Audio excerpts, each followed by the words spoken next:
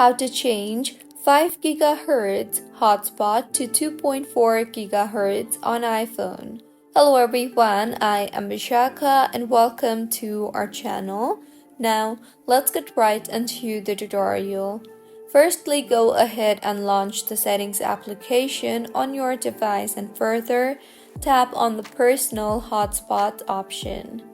Further, go ahead and make sure the toggle button for Allow Others to Join is toggled on. Now, scroll down and you will see the option for Maximize Compatibility.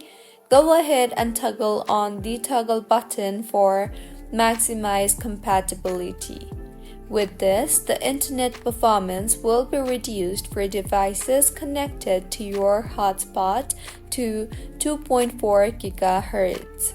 So, this is how you can change 5 GHz hotspot to 2 GHz on iPhone. If you find this tutorial helpful, please like the video and do comment if you have any queries.